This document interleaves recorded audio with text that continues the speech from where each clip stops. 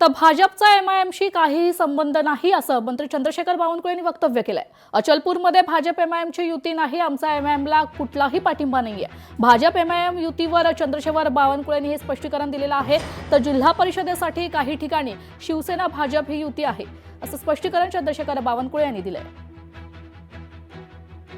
अचलपूरमध्ये Bhajap 90 seat आहे, 90 नगरसेवक आहे। बाकी सर्व काँग्रेस, उबाटा, एमआयएम सर्व निवडून आले आहेत।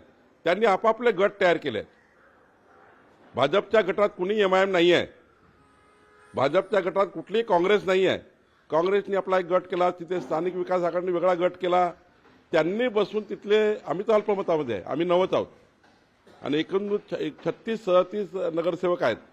त्यांनी गट तयार करून त्यांनी सभापती पद वाटून घेतले। भाजपाचा काही संबंध नाही, भाजपा एमआयएमला कधीच सोबत घेणार नाही। अचलपूरमध्ये भाजप आणि एमआयएम सोबत आलेला आहे। या आधी ज्यावेळी असा प्रयत्न झाला त्यावेळी पक्षाने कारवाई केली होती। अचलपूरच्या बाबतीत काय आता भूमिका असेल? मागे जे की पक्षाच्या निदर्शनात आलं होतं तेव्हा पक्षाने कार्यवाही केलेली होती। यावेळेस अशा पद्धतीची युती झाल्याचं पुन्हा एकदा समोर आलेलं आहे। पक्षाचे वरिष्ठ नेते, विशेष करून आमचे प्रदेशाध्यक्ष, त्याच्यावर उचित निर्णय घेतील। धोरण हे सगळ्यांचं भाजपला जे दुहीचं राजकारण करते भाजप, त्यांना बाजूला ठेवणं हे धोरण असणार आहे। परंतु त्याच भाजपनं अचलपूरमध्ये एमआयएम बरोबर युती केलेली आहे। म्हणजे भाजपचा चेहरा हा कसा आहे हे आपण त्या ठिकाणी दिसून येते।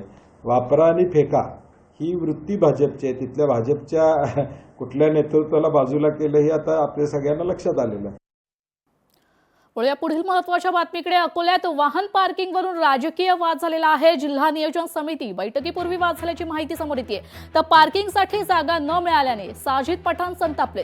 जिल्हा नियोजन भवनासमोर पालकमंत्र्यांची गाडी पार्क करण्यात आल्याने विरोधी पक्षाचे आमदार ॲडव्होकेट साजिद खान पठाण यांच्या वाहनास जागा उपलब्ध नव्हती। यावरून साजिद खान पठाण संतप्त झाले।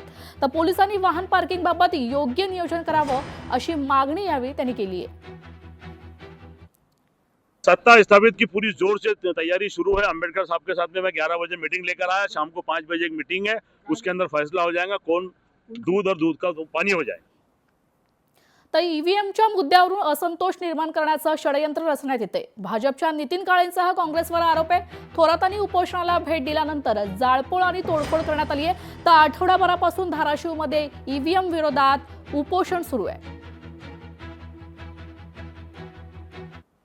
2 बसेस फोडले जातात, शासकीय वाहनाचं नुकसान केलं जातं, रस्त्यावर टायर जाळले जातात, मोठ्या प्रमाणात असंतोष निर्माण करायचा प्रयत्न केला जातो। आणि जेव्हा हे आरोपी पकडले गेले त्यावेळेस लक्षात आलं बाहेर जिल्ह्यातील आरोपी धाराशिवमध्ये ईव्हीएमच्या संदर्भात संभ्रम निर्माण करायसाठी या ठिकाणी आणून जो भ्रम निर्माण केला आहे त्याचा मी तीव्र शब्दात निषेध करतो।